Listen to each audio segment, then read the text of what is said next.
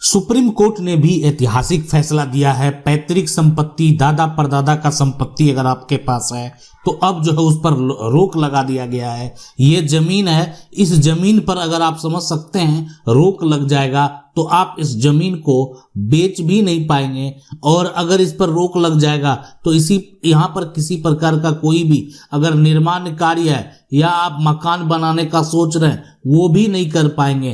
तो अब ऐसी सिचुएशन में आपको अब क्या करना होगा, जमीन मालिक का क्या होगा, आखिर रोक क्यों लगा। यानी देखें, अगर आपके पास भी दादा परदादा से जो भी संपत्ति प्राप्त हुआ है, दादा परदादा के नाम से जो भी जमीन का कागजात है, अब आपको क्या करना। तो देखें, दादा परदादा से जो भी आप जमीन को प्राप्त किए हैं वो आपका पैतृक जमीन हो गया। अब जो पैतृक आपका जमीन है, पैतृक जमीन की अगर बात करें सबसे पहले, तो पैतृक जमीन पर रोक कब लगता है, क्यों लगता है और किस प्रकार लगाया जाता है, ये आप जरूर जान लें। आज हम सुप्रीम कोर्ट के फैसले के बारे में बताएंगे कि सुप्रीम कोर्ट ने इसको लेकर क्या ऐतिहासिक फैसला दिया है। यानी अभी वर्तमान में अगर देखा जाए तो सुप्रीम कोर्ट ने एक बड़ा ऐतिहासिक फैसला दिया। अब आप कहेंगे कि हाल का फैसला, आज हम आपको जो है लेटेस्ट जजमेंट ही बताएंगे, हाल का फैसला बताएंगे, वो भी पैतृक संपत्ति को लेकर, यानी दादा परदादा का खतियानी जमीन को लेकर जो सुप्रीम कोर्ट ने फैसला दिया है। अब देखिए, सवाल उठता है कि आखिर अब ऐसी सिचुएशन में जब पूर्वज के नाम जमीन हो, पूर्वज के नाम जमीन का कागजात हो, जमीन का खतियान हो, तो क्या करना चाहिए। देखें, कोई भी अगर बात करें पैतृक संपत्ति है तो हमारा कानून वर्तमान में हिंदू उत्तराधिकार अधिनियम के तहत जो है, यहाँ पर जो हिंदू ही नहीं, ऐसा नहीं है कि हिंदू उत्तराधिकार अधिनियम हो गया तो सिर्फ हिंदू के लिए कानून है, यानी जो है सभी धर्मों के लिए है। सिर्फ जो है यानी मुस्लिम जो धर्म है उसको छोड़ के वहाँ पर जो है नियम और कानून अलग अलग है, और हम कई बार बताए हुए भी हैं। तो अब देखें, लेकिन बहुत ज़्यादा अंतर नहीं है। वहाँ ऐसा नहीं है कि वहाँ आदमी को हक ही नहीं मिलता, बिल्कुल मिलता। लेकिन यहाँ पर हिंदू उत्तराधिकार अधिनियम में जो है, यानी जो उत्तराधिकारी है, घर के वंशज है, जिसको कहते हैं वंशज है, उसको कानूनी तौर पर जन्म से अधिकार दे दिया। यानी उसका घर में, अगर आपके घर में उसका जन्म हो गया ना, तो जन्म से उसको अधिकार है। अब आप कहेंगे जन्म से अधिकार कौन लेता है। देखें, लेता तो है, बिल्कुल लेता है। अब इसके जो गार्जियन होंगे वो ले सकते हैं, यानी इनका जो जन्म से जिनका अधिकार हो गया तो इनके जो गार्जियन होंगे वो हक ले सकते हैं इनको, यानी जो भी गार्जियन बनेंगे। अब इनका हक के साथ कोई भी अगर भेदभाव किया जा रहा है या फर्जीवाड़ा किया जा रहा है, धोखा किया जा रहा है, तो बिल्कुल जन्म से अधिकार है, तो बालिग होंगे तो वो संपत्ति को भी प्राप्त कर पाएंगे। तो गार्जियन बन के भी जो है केस को फाइल किया जाता है और संपत्ति को हासिल किया जाता है। अब है कि ये हो गया कि कानून। अब इसके अलावा पैतृक संपत्ति में जो है यानी नियम कानून बहुत सारे हैं। यानी अगर आपके पास दादा परदादा का कोई भी खतियानी जमीन है ना, उस सिचुएशन में क्या होता है, कोई भी हिस्सेदार बिना बंटवारे के जमीन को बेच नहीं सकता। ये भी नियम एक और कानून है। देखें, कोई भी हिस्सेदार तो है लेकिन बिना बंटवारा का वो हिस्सेदार जमीन नहीं बेचेगा। अब आप देख सकते हैं कि ये जो है इनको लगा कि हम जो है सारी जमीन को हम जो है बेच देंगे और निकल जाएंगे और यहाँ फरार हो जाएंगे, कोई कुछ नहीं कर पाएगा। लेकिन इनका एक तरह से जो है ये इनके द्वारा जो किया गया कार्य है, ऐसा कार्य ये कर रहे थे जिससे यानी परिवार में सभी लोगों को दिक्कत है, लेकिन इनको कोई फर्क नहीं पड़ने वाला था। इनका मनसा था कि जमीन को बेचकर निकल जाएंगे, केस लड़ने वाले लड़ते रहेंगे। लेकिन अगर कोई ऐसा सोच रहे हैं तो बात बिल्कुल सही है, ये अगर चाहें तो बेच करके निकल सकते हैं। अब आप कहेंगे ये आप क्या कर रहे हैं, बेच करके जो है भाग सकते हैं, भाग सकते हैं। तो ये आप समझ सकते हैं कि ये जो है पैतृक जमीन को बेचेंगे और भाग जाएंगे। आप इनका हो सकता है कुछ नहीं कर पाए, मान लेते भागे रह रहे हैं और इसी प्रकार से अपना जो जीवन है वो व्यतीत कर दिए। और मेन कारण है ना, इनका कोई भी जो है यहाँ पर बच्चे नहीं हैं, इनको है ना, बच्चे नहीं हैं। अब कोई ऐसा है जिनको बाल बच्चा है ही नहीं, ठीक है, अकेला है और उसकी पत्नी है। अब वो क्या किया कि पैतृक जमीन है, वो घर का हिस्सेदार है, बेच दिया जमीन, अब जो फरार हो गया। अब जमीन बेचकर वो फरार हो गया। अब आपको कोर्ट, आपको एड्रेस ही नहीं पता, उसको कहाँ नोटिस भेजेंगे कोर्ट का। कोर्ट का नोटिस कहाँ भेजेंगे? तो ये आप अभी सोच रहे होंगे कि ऐसा कोई कर दे तो, लेकिन हम आपको बता दें कि यहाँ जो है ना वो आए नहीं आए उससे कोई लेना देना नहीं है।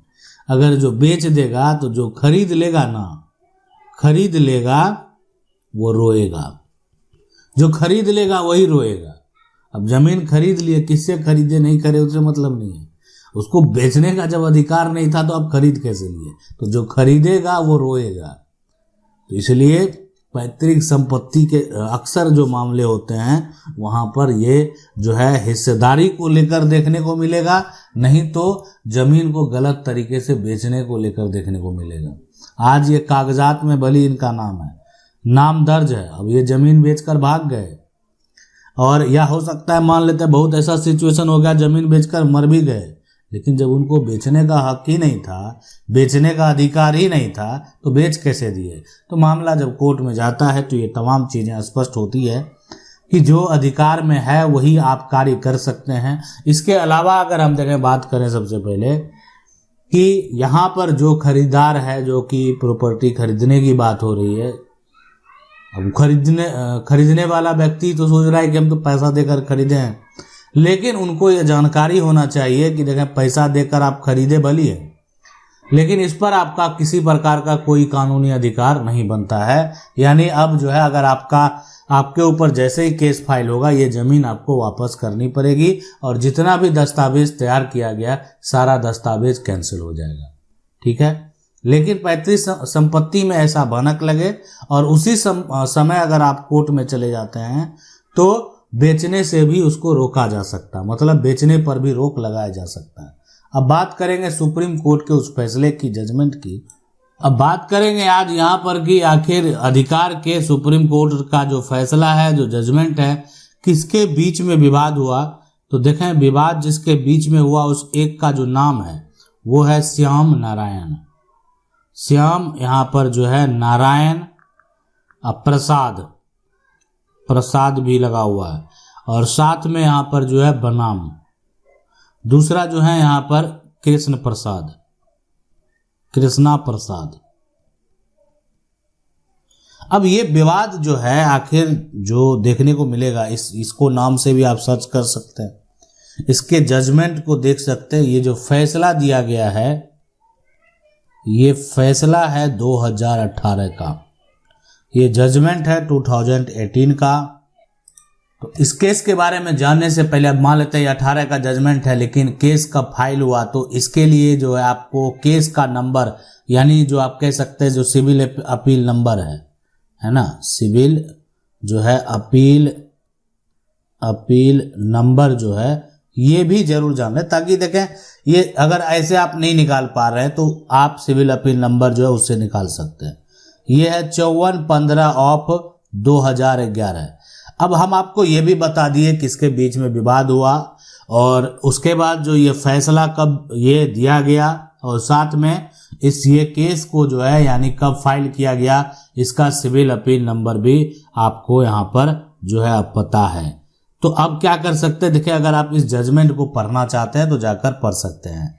तो ये अब आखिर मान लेते हैं क्या होता है कि विवाद कब शुरू होता है। एक परिवार में विवाद का जो वजह होता है ना, वो यानी आप कह सकते हैं कि जो एक पुराना बंटवारा हुआ, अब किसी को उसका वो मान्य नहीं दे रहा है, तो ऐसी सब सिचुएशन में क्या होता है कि आगे चल के विवाद शुरू हो जाता है। और यहाँ पर जो है अब विवाद तो शुरू हो गया, विवाद हो गया, पहले बंटवारा हो गया था, पूर्वज का बंटवारा हो गया था, लेकिन यहाँ पर जो है जो हिस्सेदार है वो नहीं माने। और यहाँ पर भी इस जजमेंट को आप पढ़ेंगे, यहाँ पर संपत्ति का जो बंटवारा हुआ था, संपत्ति का बंटवारा, तो बंटवारा हुआ था, बंटवारा का डेट था 31 जो है 7/1987। लेकिन यहाँ पर क्या हुआ, जो कि यहाँ जो बहुत सारे लोग यहाँ पर हिस्सेदार थे, हम आपको नाम बता देते हैं। इनका नाम था गोपाल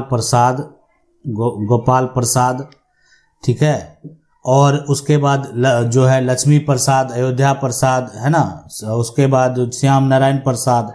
ये सभी जो आप देख रहे हैं ना, ये हिस्सेदार थे, ठीक है, ओंकारनाथ जो है। उसके बाद अब क्या हुआ कि बंटवारा सारा कुछ सही है, कोई दिक्कत नहीं है, परिवार में बंटवारा हुआ, लेकिन जो लक्ष्मी प्रसाद है अब उसका संपत्ति मान लेते हैं जहां पर स्थित था ना, तो उसमें क्या हुआ कि दुकान था। आप इस जजमेंट को पढ़ेंगे तो उसमें दुकान था, दुकान जो है चलाई जा रही थी, और दूसरे जो हिस्सेदार हैं उनको, यानी एक दुकान जो था वो शराब का दुकान था, ठीक है।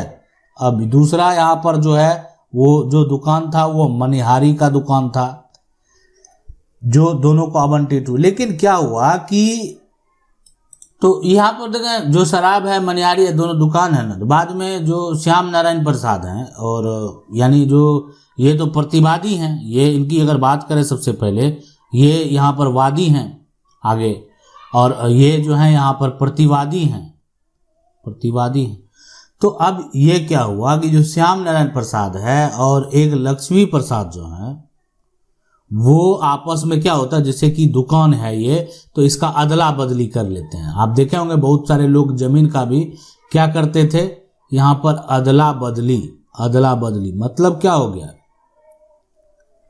कि एक दूसरे से वो बदलते थे। आप कह सकते हैं एक ऐसा समझौता होता था कि जिसको बदलैन बोलते हैं, ठीक है, और अपने जो क्षेत्रीय में बहुत लोग उसको बोलते हैं अदला बदली, ठीक है। और यानी उसका मतलब होता है बदलैन, बदलैन, यानी उन्होंने प्रॉपर्टी को क्या किया, बदलैन कर लिया।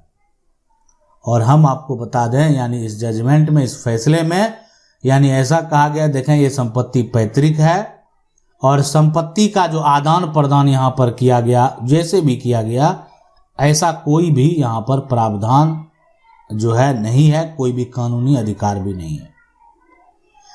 तो इसलिए ये संपत्ति जो है पैतृक संपत्ति है। और रही बात दस्तावेज जो है वो भी पंजीकृत नहीं है, जो भी है एक तरह से मौखिक तौर पर हुआ है, तो इस अदला बदली का, आदान प्रदान का कोई मतलब नहीं बनता।